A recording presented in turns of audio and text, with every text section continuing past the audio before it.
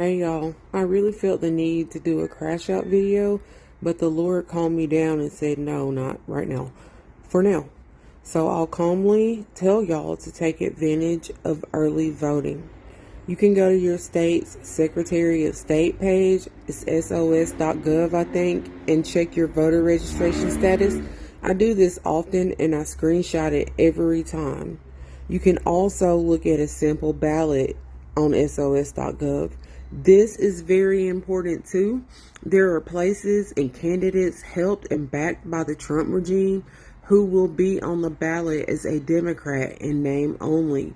Places that will only have a name and maybe not the D or the R that we're used to. We need to study the sample ballots and know who we want to vote for before we go. This wannabe authoritarian and his janky crew of evil misfits are doing any and everything to take away your vote, the power of your voice and your vote, because they know that they in danger, girl. Do not let these immoral, illegal thugs keep you from voting. They're counting on that. So take your ass and check your registration and get ready. Early vote if you can. And fuck Jill Stein. Fuck people who didn't vote. And of course, fuck you Trump voters too. And I'm sorry that I have to say that, but all this is your fault.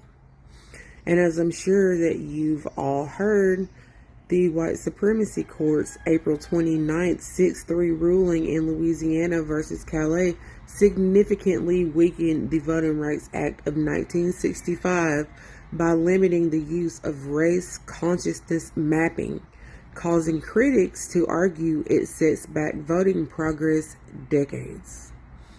This decision allows states to challenge majority-minority districts, potentially allowing for maps that could shift up to 15 House seats from black members of Congress to white candidates, according to NPR analysis.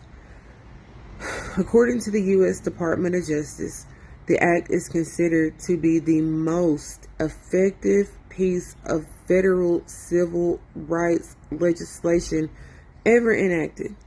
The law was a direct result of advocacy following violent reactions to voting rights marches, including Bloody Sunday in Selma, Alabama.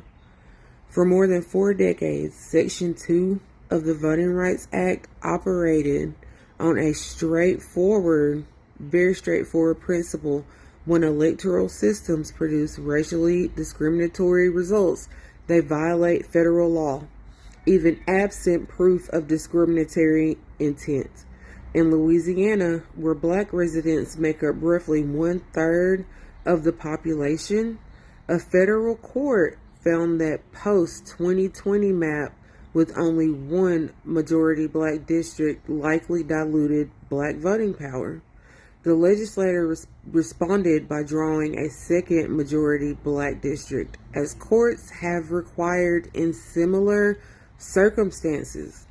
The Supreme Court has now declared that remedy unconstitutional by holding the intentional creation of a majority-minority district violates the Equal Protections Clause. The court turned Section 2's logic on its head. The very act of correcting racial vote dilution, the court's majority concluded, constitutes impermissible racial sorting. In doing so, the court effectively constitutionalized a colorblindness principle that forbids race consciousness solutions, even when addressing proven racial discrimination in voting. Fuck.